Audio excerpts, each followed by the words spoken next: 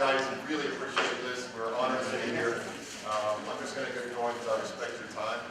We've got a really action-packed presentation. And I've sat in the chair, I've been to presentations.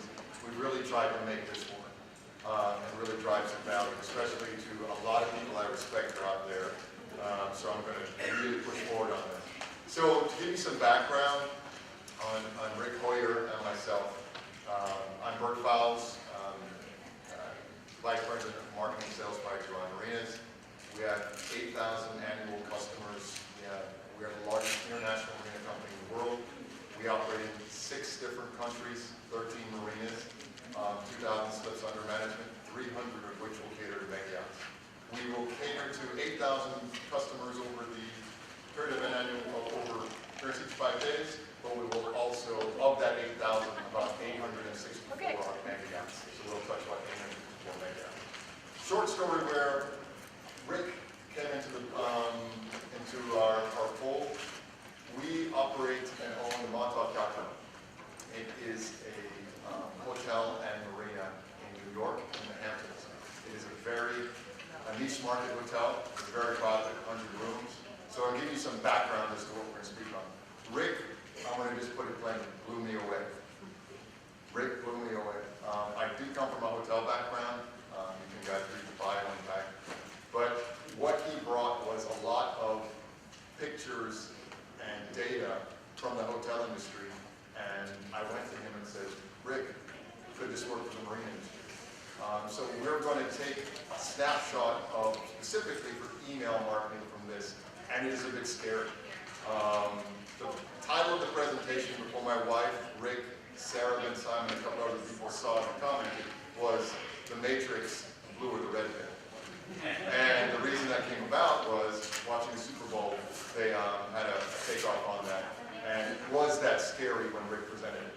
So I'm going to just let Rick introduce himself a little bit and we'll get going on the presentation. Rick? Yeah, I'm not going to go on into myself on the bios in there. Just one thing is, as a company, we've been doing managed customer relationship marketing and really helping people in the hospitality industry know who their customers really are for over 30 years. We've got clients in 26 states and 13 countries. We've been around a while, and the one thing I usually say to people is we were doing customer relationship marketing before it was a term.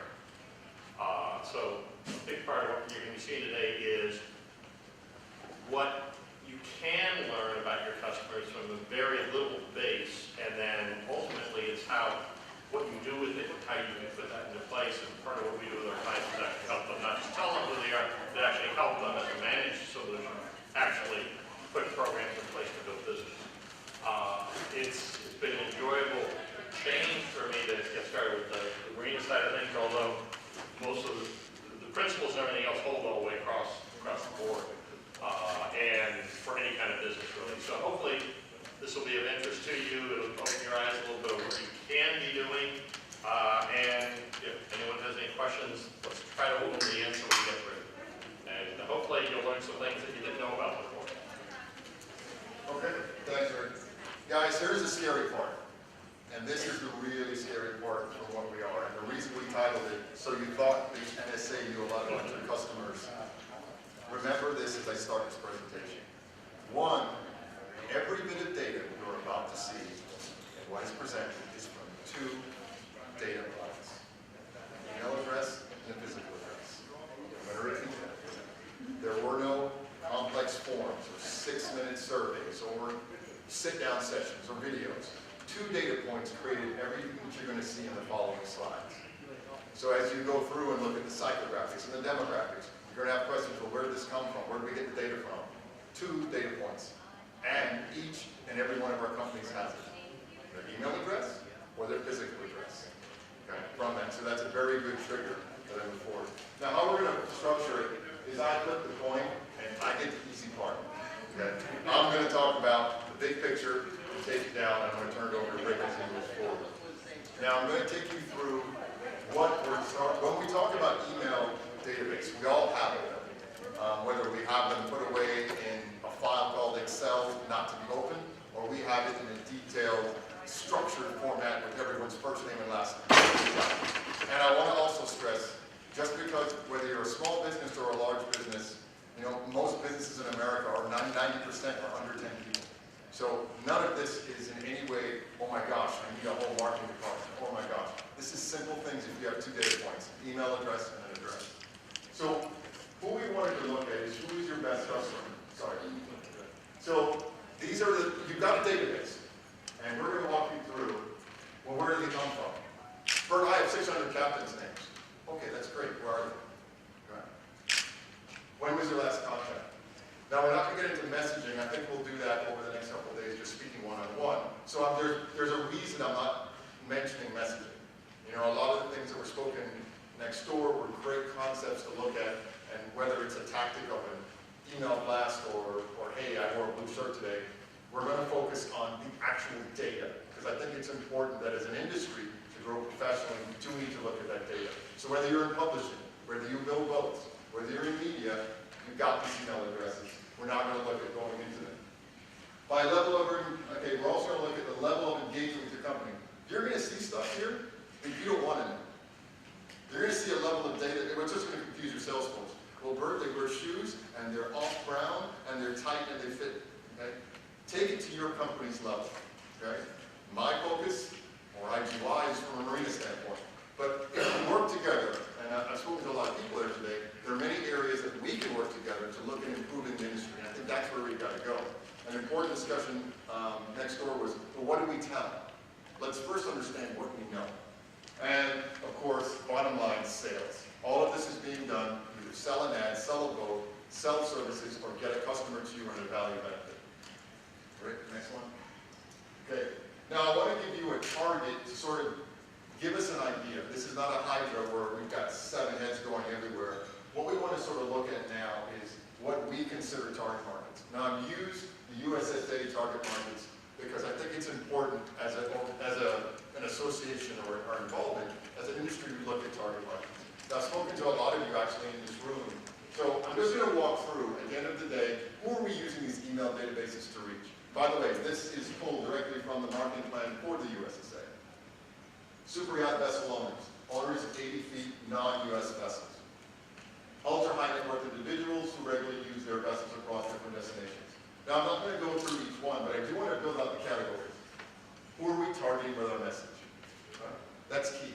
Now, you know, this was added under a debate with a broker who called me aside to say, Bert, we're missing a huge market. We also need to target charter brokers. So we can refine this, and I hope someone much better than me looks at it and say, well, Bert, maybe we need to target captains in this specific area. But in short, this is target markets for the United States Superyacht Association, who we are trying to reach with a messaging. It may mimic your company, it may not. You may need to go deeper, you may need to go higher, but at least it gives categories that we can look at. On the next one. Okay. Another important part before was the bread and butter. Now, these came out of meetings we had marketing calls on the USSA that brought in other marketing professionals, and it was a really great eye-opener for me. Because as close as I was to the development, we forgot 2 key markets. And that was U.S. National Destination Marketing Partners and U.S. Regional Marketing Partners. So we expanded the target markets. So as you see, we've gone from 5 to now 7. And these are who we're trying to reach with all our communications. And this topic of discussion being emails and also influence. But I'm just giving you the background, and all this is in the marketing plan for the USSA, who we are trying to target. Now, most of these target markets align with your business. Some may not. But it gives you an idea of where we're going with all these resources we plan to go into. Great. Okay. The point of sale, what we're trying to look at is now take it to the steps. So we've defined the target market. I've given you 7 to choose from. You may have in your mind, okay, Bert, I've got mine in my head. We're now going to take you through what we do to get information. And what we're going to be going through in our presentation is, okay, we've got target markets, we've got a whole bunch of lists. So what? So what?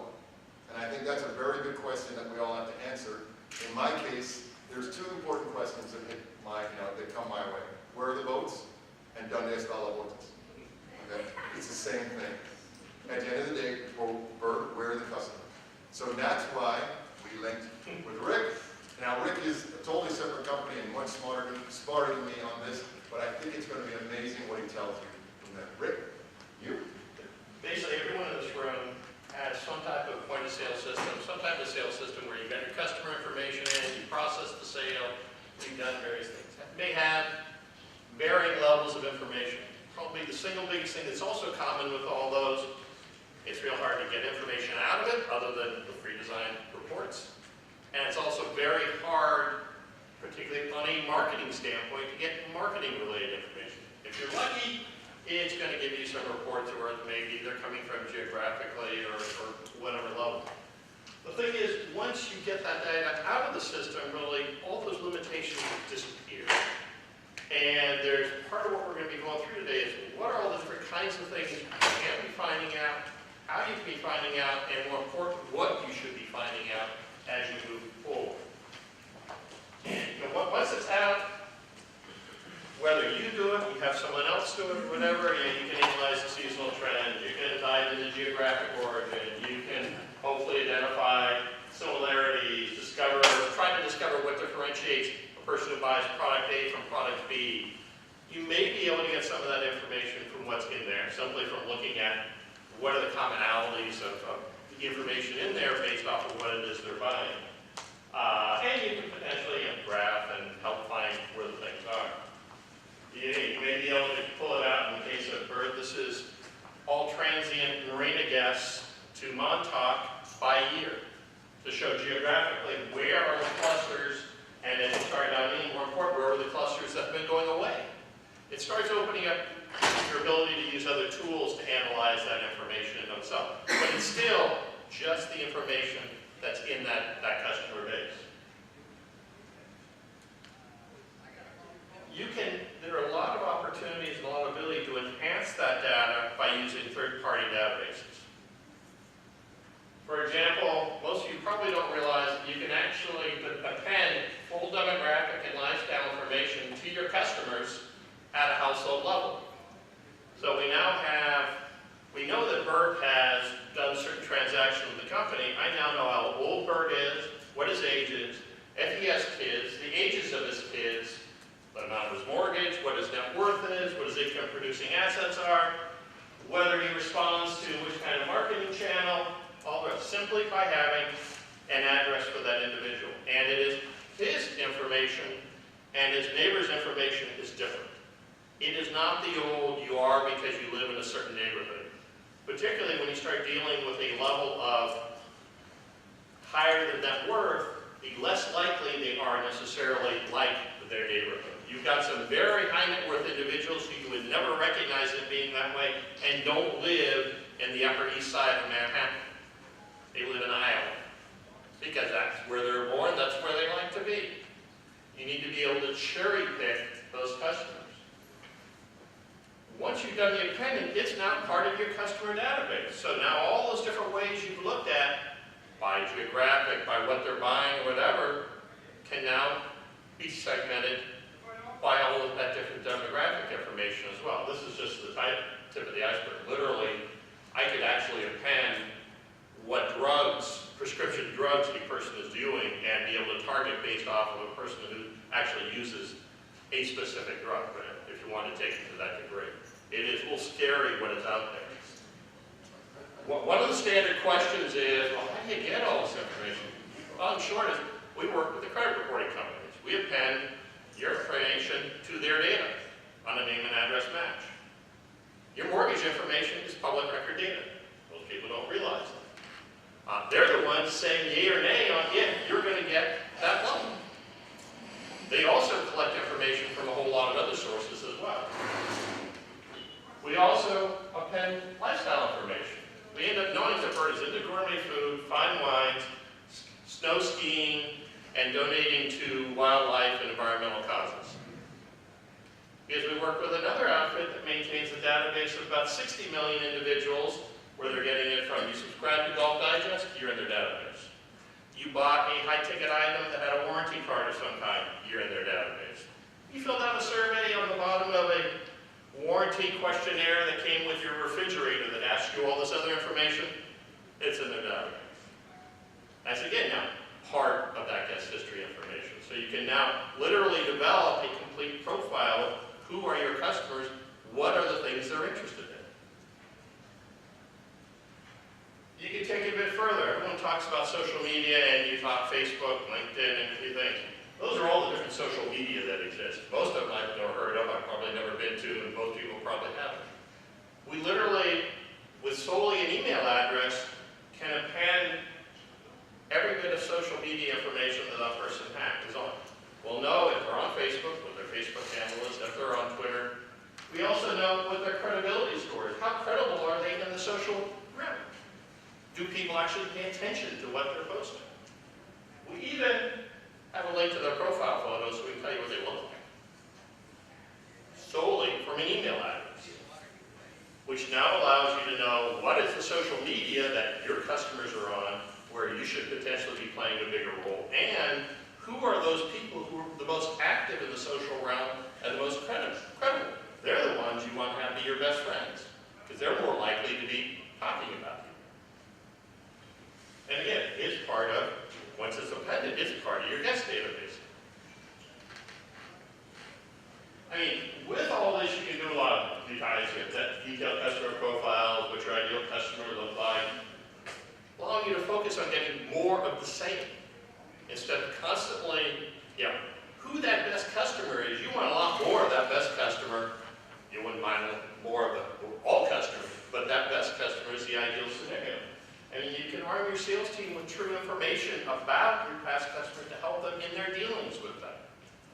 And you can target the message and really do a targeted campaign to the ideal individuals as a past customer, but also people you've identified to fit that profile moving forward.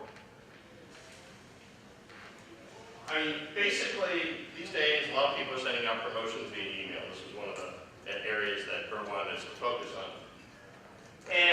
But very few tailor it to the specifics of their client base, because you really don't know that much about them. You know what they bought. You know when they bought it last.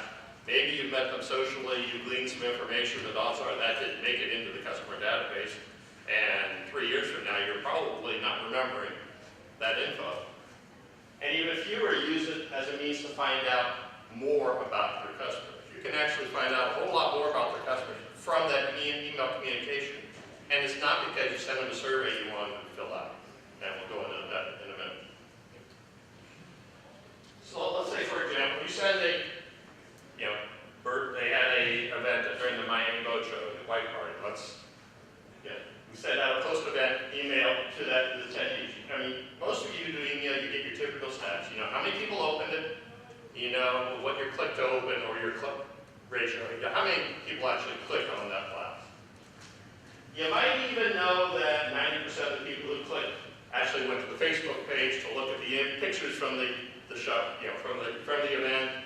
You might know 5% clicked on the web page, and 5% clicked on the event sponsor. You might get that detail. You might even be able to get a list of the people who clicked on that event sponsor to send to those sponsors as a potential someone who's interested. But do you know what they opened it on?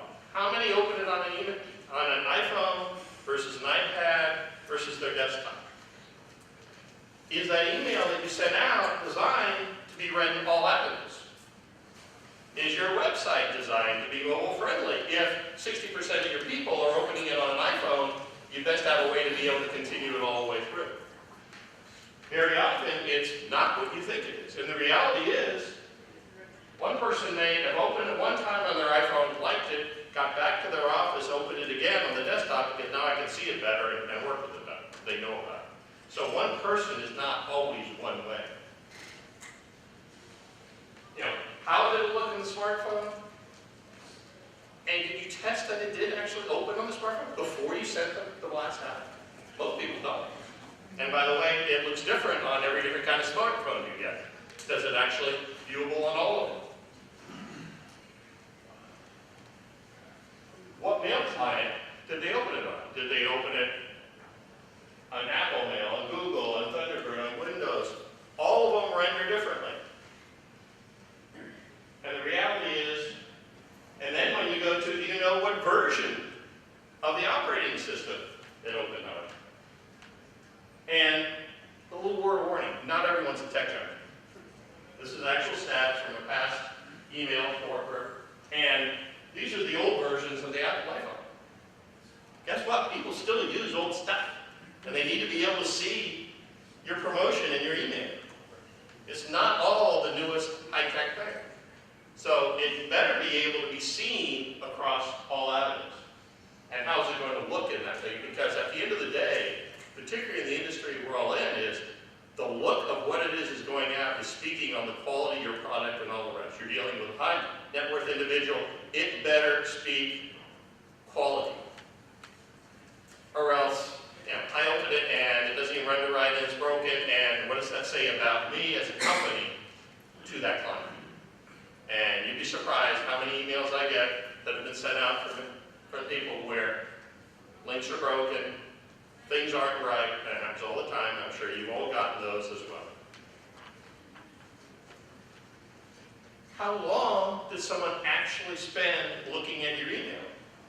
We actually have the ability to track. We know how long they spent with that email open. In 2-second increments, all the way up to 20 seconds plus. Literally, did they read it or did they look at it and move on? That's still an open in all stats. But you have the ability to actually know through different things that are out there how long a person spent on that email. You know who's actually engaged with your product from that versus someone who just opened and moved on. Or if you've got your images turned on and went through the preview pane on your email, that counts as an open, by the way, in everyone. So if images are shown as an open, even though you may never have actually read it. I'll give you a case study. Semi-true tale of Captain X. Part is true, part is embellished. The person received the email promotion on the 28th of February. On the 1st, at 9:25 Pacific Standard Time, he opened the email on his Apple iPhone. 13 seconds later, he clicked to view the event photos. 30 minutes later, he opened a second time, this time on his iPad, probably because he couldn't see the photos real well on his iPhone. 6 seconds later, he clicked to view the web version of the promotion, because now it's going to be even a better, faster way to be looking at it. 30 seconds after that, he again clicked to view the event photos, but this time off of the web versus off of his iPad. Each time he had it open, he spent over 20 seconds looking at it, so he's really involved with that email promotion. And he subsequently posted that email to his Facebook, where it was reposted 4 times and viewed 35 times. If you can actually set it up where they can post your email to their Facebook, and it's trackable throughout the life of it, and it's attributed back to that individual. So you have the ability to know exactly what happened in the social realm, who was involved, who has the biggest following, and all the rest. All he did better. We also know that he actually forwarded to someone. Don't know who, but we know he actually forwarded. And we know that the person printed it out.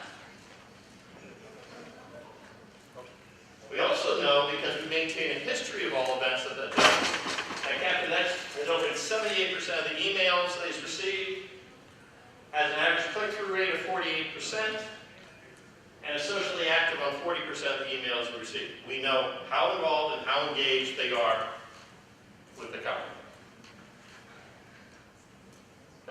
We know he's active on Facebook, Twitter, YouTube, and LinkedIn. We know his postings are highly credible. He's 45 years old, makes between $100,000 and $150,000, and enjoys gourmet food and fine wine. And he is actually a she, because we have the photo. It's not just an email address anymore. Now, it's a real person, not real as it associates to being a captain or not. But all 9% of the information that you saw there is actual information from a blast. Some has been added because not everything, Bert does with all the aspects. You get there, but baby steps. Hypothetical case. Hypothetical, but actual from the standpoint of all the different data points that you have the ability to be getting on that individual. When you said they open 78% of their emails, the emails that you send them, or their history with you and what you have sent. We know every link they've ever clicked on, every email they've received, how long they've spent on every email.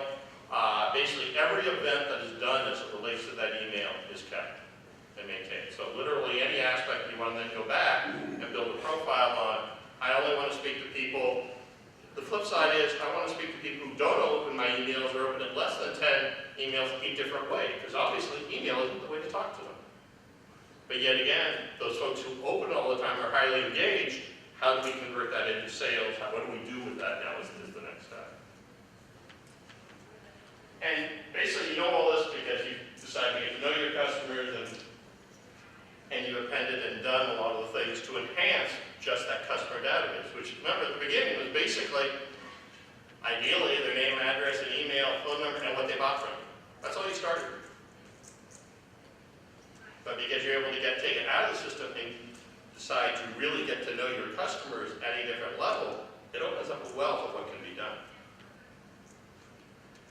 You also now can target your customers geographically, based off of their demographics, based off of what device. I mean, you could send an iPhone-based promotion only to people who open their emails on iPhone. However, whatever it is you want to take it from them. You can do behavioral. You can target them based off of spending patterns and other sales metrics. You can target them on engagement. Only people who actually open and read their emails are the ones you're talking to. Based off of their history, the threshold. So for example, you send out an email to your customer base 4 days afterwards, you do a follow-up blast to everyone who opened the first blast, had a certain engagement level, but didn't take action. Didn't call, didn't go to a website, didn't do whatever it is you're trying to do. You can do a follow-up because you know they're engaged and try to get them over that hurdle. Or any combination of all those, because it's all part of what is tied in your customer base, tied to your email list. Likewise, direct mail or any other avenue as well, but our focus here is email. There's a number of ways out there to actually post that promotion to your Facebook wall, which is now trackable, but also have a link on there where they can post it to their wall and it remains trackable. So literally we know what's going through. We have one client where we tracked a specific promotion and they had one individual that had 800 social activities after that one promotion. It's a hotel example, but she booked 30 days out from coming, and in that 30-day window, reposted every other promotion she got, had 800 different subsequent posts, shares, and all the rest. Second she checked out, it stopped. She was showing off on where she was going and what she was going to be doing as a way to all her friends. But literally, that level of exposure went across an entire base of people that we have no idea who they are, but we know they all obviously pay attention to what she does because they literally were subsequently reposting it on and thereafter. There's also things you can do to maximize the effectiveness. In some realms, it's getting a little esoteric. It's called, it might be known as A/B testing. The age-old problem is, what's that line do I use? What do I put? What's going to work best for me? Well, there's tools you can use where literally you split a blast up with two different subject lines, or in this case, example, two different sets of artwork, two different subject lines. A test volume goes out, and automatically an hour later, the one that has the highest performance metric, it goes to the rest of them. So you can do the testing, but also maximize the effectiveness of what your campaign was, and its deliverability. You can do dynamic content in emails. In this case, for Alaska Airlines, this is a mass email blast, but it has each individual recipient's specific information of their points balance, information on based off of their home, airport, and other promotional information specific to them based off of their customer database. It's one mass blast, it's set up, it's just automatically being customized with each one. It is all very easy to do these days with the right scenario. I mean, at the end of the day, really, it is powerful, but at the end of the day, you need a plan of what you're going to do with it. It's great that you've got all this information,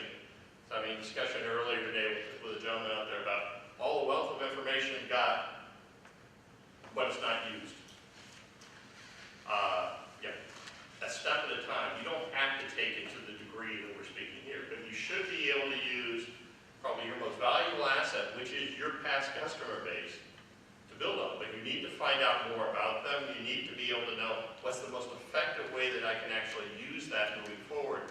And there's a lot out there that can be used to actually help leverage it and gain increased knowledge about those individuals. And that holds across the board.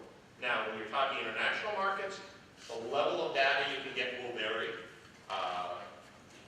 Pesky Europeans are a little more concerned about privacy than we Americans. But there's still wealth of information you can get. The email-related info doesn't matter. It's based off of an email address, and that email address can be anything. I mean, at the end of the day, if you really get to know your customers, your bottom line is going to thank you. Because at the end of the day, that is what's going to make or break you in the long term. Is, are you able to utilize your customers as a referral base for you? Are you able to utilize them on a repeat base? And all the aspects. The more effective you are in developing that relationship with your past customers and knowing, and it's a whole lot easier if you know a lot more about them, a lot easier it'll be to build your business. Yes, sir. Can you do it for anywhere in the world? You can do it for anywhere in the world. The volume of demographic info will vary depending upon the country. To give you guys, And it may be a block level if they have census versus individual, but yes, you still can. We've done this for Australian clients as well. the reason we picked this discussion point was, as a collective team for the industry, these are all aspects being done for the hotel industry on a massive scale. I mean, anyone gets an email sees it. We have not even scratched the surface for marine environment. Now, we're a cross-section represented in this room. You may be looking at 300 clients and need specifically to give that information. But how many of us have received emails from colleagues that are so general that it's a hope and a prayer? Those days are gone, okay? And that's why it was important we look at reaching them. And to give you an idea, whether we take the audited reports, let's say there's 10,000 vessels over 80 feet in the world. Okay, that's pretty much covers it all. Ferrari built 12,000 cars last year. Lamborghini 7,000. We only have 10,000. So if we keep attacking our market, going after and I think the growth rates, let's cross our fingers, let's say 300 boats are launched in the water every year. That is still a finite number where if we keep using the mass approach with all of our businesses, it just is going to create clutter that we cannot afford. We earn every sale. Not one of us here can just tick a box and say we sold 12,000 widgets. We deal in one boat at a time, one marina customer at a time, one fuel sale, one design firm at a time. And this is where we think as an industry we can benefit. What Rick's presented here, please understand, from 2 data points that was all we'll receive. An address, an email address. Now as we take it to each of our businesses, whether you're a marina operator or a boat builder, it's to the degree and intensity that you do it. But by using these tactics, if we hone the message, we send out a totally different return on investment for what we're trying to do. And, these are all layered approaches. I mean, there's many different discussions. There's print, there's online, there's direct mail. So what we presented today was just what is there on a very scary scale. It is scary. It's there already. If we paid a bill, that information, we're somewhere in those files. It's what we do with it. So now, are you customizing these programs to track? I mean, is it like for the hotel industry? I'm sure there's probably one template that you guys use and No. you customize it. Everything is custom for each company. We deal with the independent management companies who are doing non-branded, where each is unique. Each has its own set of different unique aspects. Yes, there's a lot of things that cross over. A big part of what we do as well is, and the case here is the level of cleanliness of data is horrendous by and large. Part of what we do is also we help them in the data collection points, work with the individuals and report back on an ongoing basis how it's improving and all the rest to try to do it. I mean, the challenge with UI is you have a point of sale system in place that was never developed from a marketing standpoint. You have information being gleaned that basically, the customer's in there 15 times, that vessel may be in there 5 times, with slightly different spellings for each one, but they're really the same vessel, and it's really the same customer. Human error. Yeah. It's whatever. It's never been a focus. The focus is got the money convert to sale. Hotel side of things, it's a higher volume coming through, but you also have groups. You book online with Expedia, no information comes to that hotel on that guest other than a name. Because the transaction is actually with Expedia, not the hotel. We have varied from a large property starting where 1% of their records have no address to the other extreme. We've had a property come on where 92% of their guest history records had no address. I'm not talking about a bad one, had none whatsoever. You actually have to work at it to get that fee. That's no longer the case. It's built so there's less to start with. Now, how do we improve it moving Now, forward? take it one step further, guys, also remember this, once you do this data collection, you may decide never to send another email because they read direct mail. And you may decide that, hey, I will spend on a great letter, on very nice letterhead, and mail it directly to my customer, personally. So by all means, you're looking at your layers, and this is not going to solve all hunger, but it will create at least a basis to say, well, if you send, at least think twice before you send another e-blast out, to say, well, who's it going to?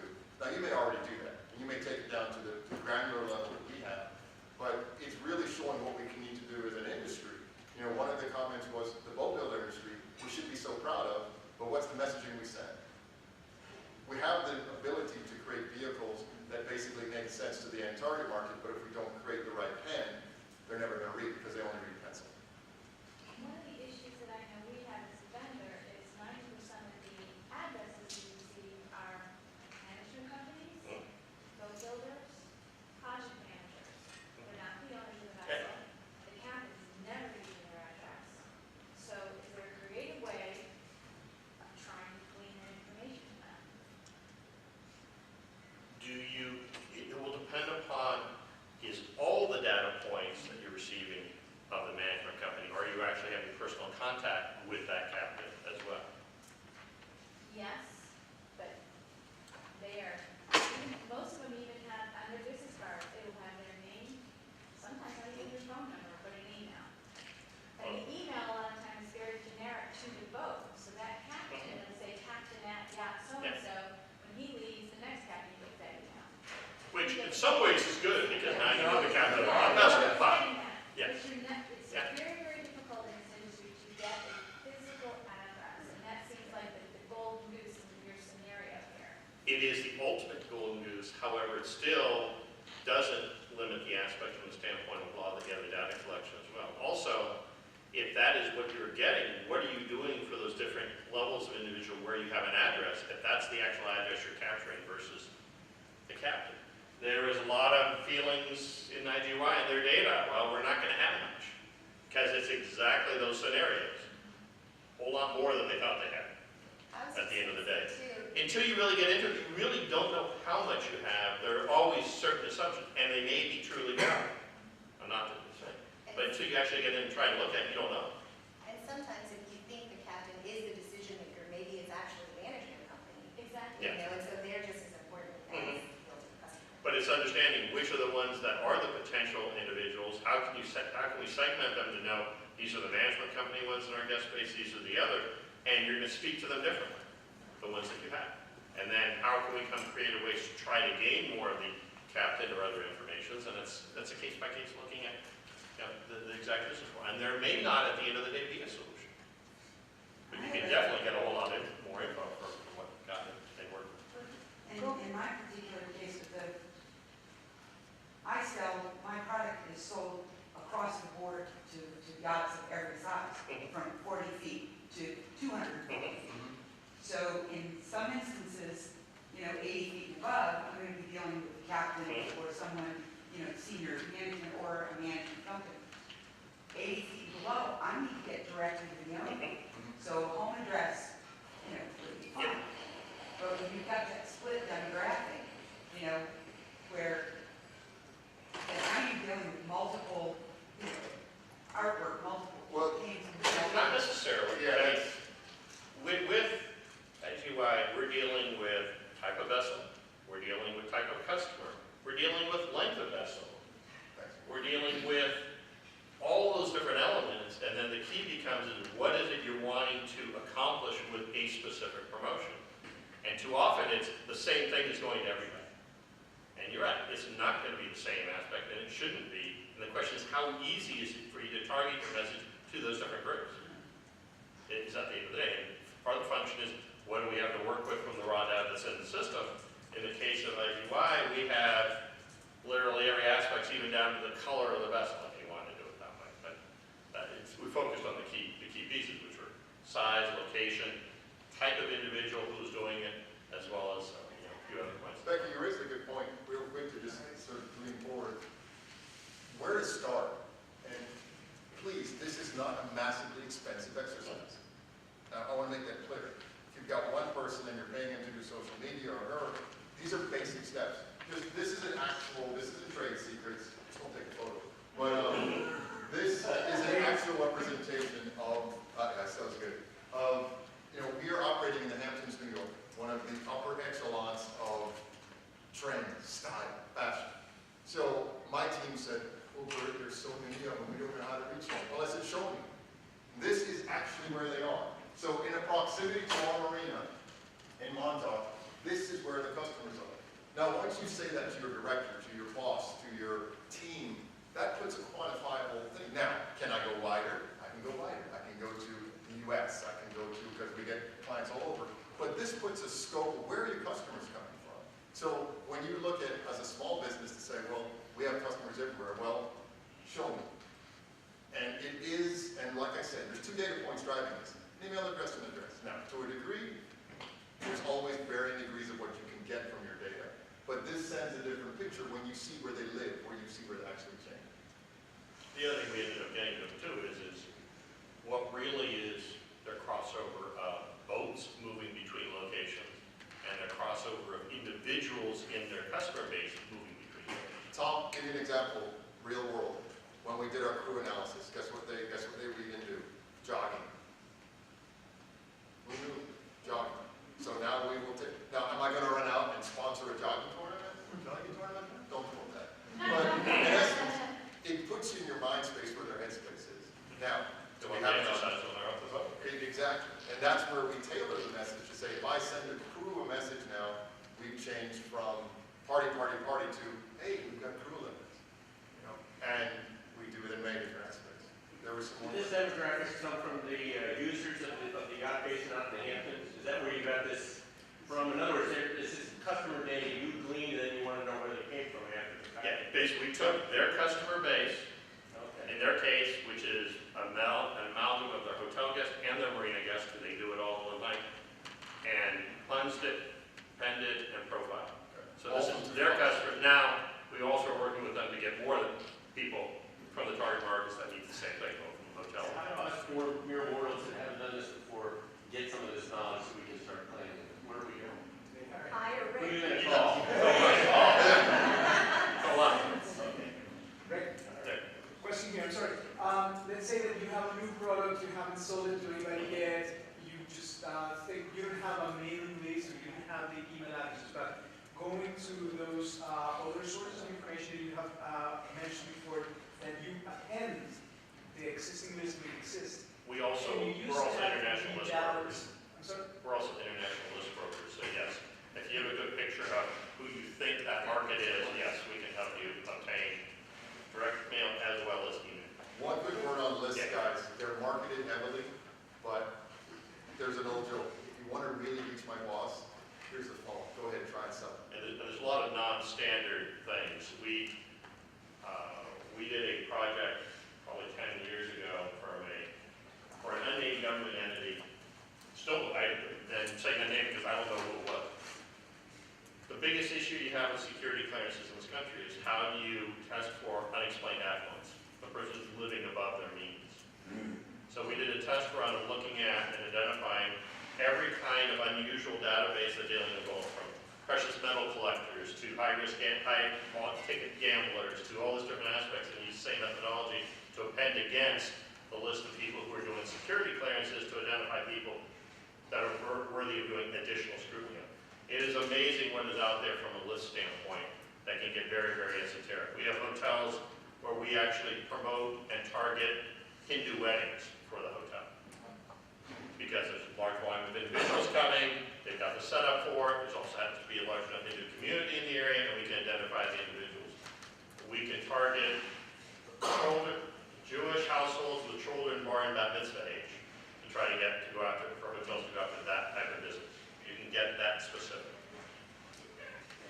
some more than others. In front, and I'll go for it. So I'm hearing two things. One is you assist people with gathering the data on existing customers or selling them a list of potential new prospects.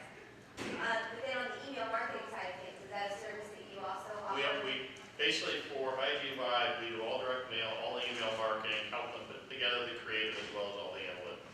So it sounds like from your marketing automation, how does it differ at that stage with some of the?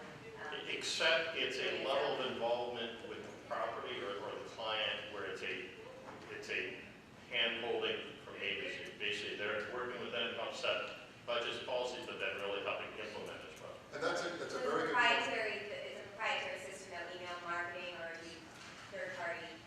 No, the handling we're using, it is not, we have let's put it this way, I decided a long time ago, we were not going to spend the money to develop our own email engine for blasting. We have a white label relationship with a major provider that gives us access to the full back end of the data.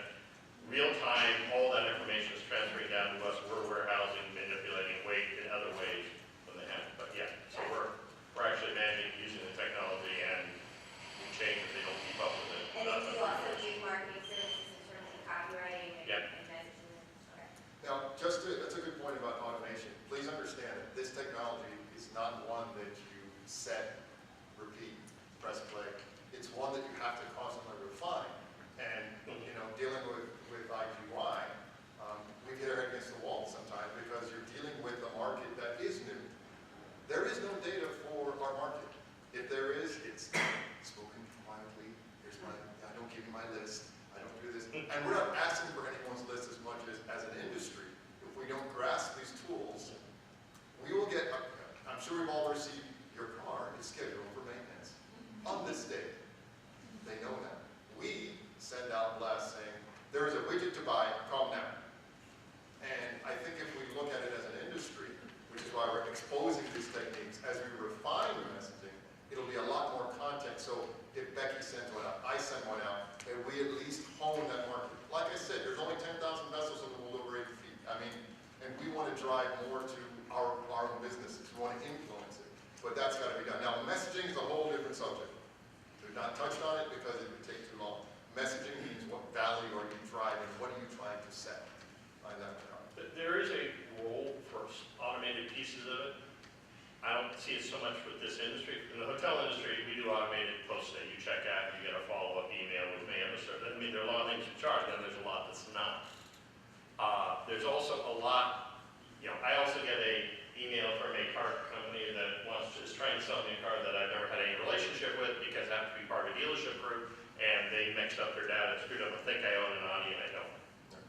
I also get an email regularly from Royal Caribbean that falls into the trap of trying to be personal, so they put a name into the email. It's my wife's name because she was the one who booked, but it was my email address. So there's a lot of things that people do because they think it's personal, and first of all, no one in their right mind thinks it's personal that they're receiving an email. That's a personal communication. Personal letter maybe you get, but an email, so unless there's a reason to have it personalized, and if you are going to do it, let's make certain that the emails match. And the hotel side of things, it's notoriously that they don't, because it could be the travel agency email, it's the spouse, it's the friend who booked 3 rooms for 3 different people, it's all theirs, it's all their links. So if you're going to do it, let's make sure that it actually matches up. Sure. Well, and by that though, I mean more like automation and in those ways that, like, what they're currently calling marketing automation services, Right. like Eloquent or Marketo. So if someone lands on my website, Oh, then I can send an email within an hour or two. Yeah, and those things we don't replace, we don't do those ones. Yeah. Not to talk you out of any business or anything, but if we all walk out of here and start contacting you, what is this called? If we want to find another company, no offense, but seriously, No, some of us are small there's- companies. What is it? Is it called appending marketing? Well, Is it there's called- multiple aspects of this. The demographic and lifestyle information, it's data appending. And if you do a Google search on data appending, you're going to see a ton of different companies doing it. I'm not saying they're good. No, and the data is most likely all coming from the same source. Now, the cost will vary dramatically because It may be 3 brokers down and they don't have a direct relationship. How much cleansing they're going to do to the data up front or whatever is going to vary. The email pending, good luck finding. It's not that much out there. Okay. Your company specializes in this pretty much? We don't, there's a firm we work with and we've made a relationship with. They're out there, but in general, it's done a different way, or they'll do it and now you got to come figure out what to do with all the information you've got. Okay. A lot of people will pen or give you a CAN program. Oh, okay. Can you call it CRM before? Well, CRM is probably the most overused buzzword there is in existence, and you talk to 5 people and everyone's going to get a different view of what CRM is. It's knowing your customers and talking to them, and however that works for you, that's your CRM process.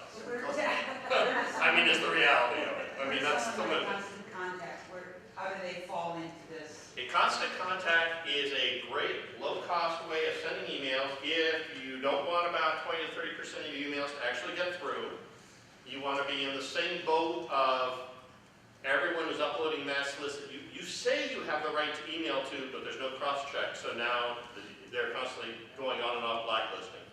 You don't have the data collection on the back end in the long term, and the level of tracking and stuff on a social media and other things vary dramatically. There's multiple ones out there that do it and allow you to have to do all the work yourself, and you're usually now using the standard templates they've got, which I can tell a template that's been done and sent versus not. And believe me, I believe in using templates, but they shouldn't be used as a template for the end user. All the template is the code in the back end, but it still needs to be a beautiful impact. That way you're not paying design fees every time you do an email. It's just changing out imagery and the rest.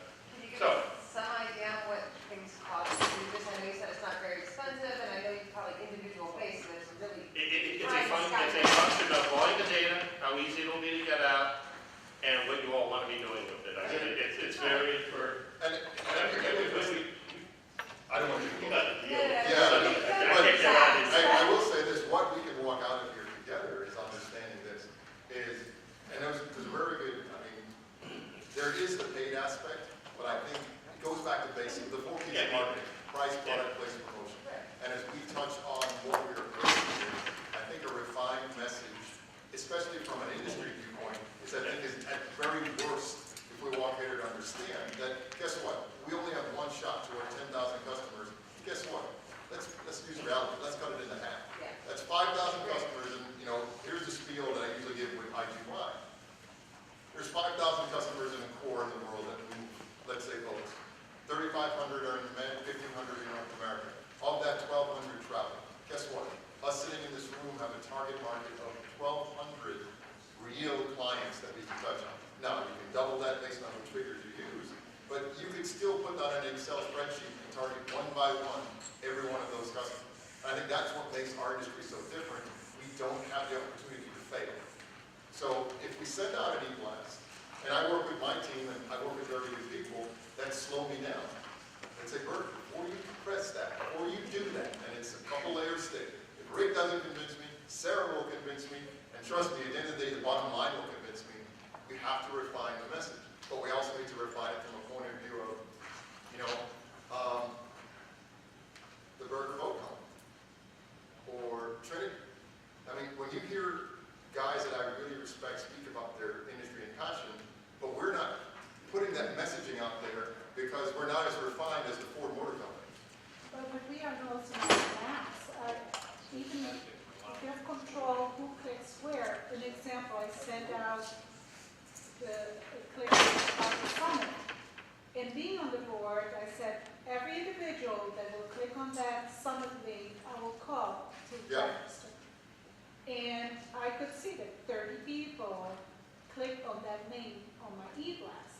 I called each one individual, said, hey, are you registered?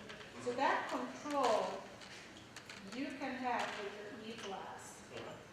That's why it's very important that you hit different categories of people. So all my clients in Brazil, they will never click on US as a summit, but they all click on the link to the boat that builds the boat there. So that diversity in your e-blast, and that you are be able to see who clicked on what, will be you be able to call them.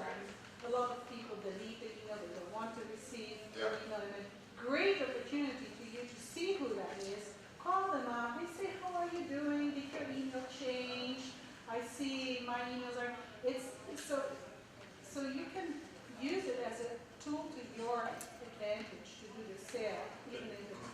The other thing, I say, we view ourselves as a managed CRM solution, because basically, we're doing the aspects for you in concert with you. And yeah, you can go and do a lot of this yourself. The question is that the most cost-effective use of your time? Or is it doing the telephone call to call the people who clicked on the link and spend it there versus, okay, how am I going to get the list of that individual to do it and to do all things versus just have it, 2 hours after it goes out, you've got that list. Now, Or whatever, and that's it. net Yeah, takeaways. it's something you need to learn. Do you do a little bit of both, like a templated solution for the company and then also assist them in helping them with their data? In other words, how we can manage our own information about our own customers and also work. Yeah, we can work with you to help to give you an assessment. This is what we would suggest you do based off of what you have and to any degree of level. Yeah. Now, here's Yeah, I mean, it's here's the kicker that I want to add from what Rick and I would like to get on. There's two aspects to what we presented as sort of the net takeaway. One, I think it's important as we started, look at the target markets. As an organization, and I'm going to speak on behalf of the USSA as a marketing chair, take a look at the marketing plan. Email me to say, Bert, can I see the marketing plan? Cut to the chase. Look at the target market. Just cut straight to the chase. Bert, I want to target these people too, and I'm going to ride on every single coattail that you do, and I'm going to make sure it's done in a way that I like. No cost, it sees that. So that's the first thing which we started the slides with. The next, as you refine data, take baby steps. At IGY, we had to look at it from the industry. It was business as unusual. We went from a robust economy where everyone wanted a marina. Now we are starting back from square one with a lot of abilities. We're in 7 different countries, but it is the four P's, back to basics. So as you look at the target markets and look at these messaging or the opportunities we presented here, email may not be it. Or you may say, well, Bert, email's part of the print, part of the layer, part of the social, but we spend a lot of money on marketing. Back in the old days, it was 5% of your gross sales. Okay. Now, when we step before our boards we have to explain where that money went. Then we have to explain why it didn't achieve the sales objectives. So if we use the information, I think we can sharpen that pencil, but we've got to do it from a target market perspective to say, who do you want to reach? Whether it's the boat builder, the marina operator, or so forth, and then look at the different tactics to use. But before that, you've got to get the right messaging, and that's a social discussion over a beer. Because if we're able to do that in the right messaging, we all say the right thing will be better. So I hope these techniques, I value your time, guys. I really appreciate it. We're down to 0 minutes. and I'm here through all tomorrow as well. So. No one fell asleep, so appreciate it. And guys, thank you very much.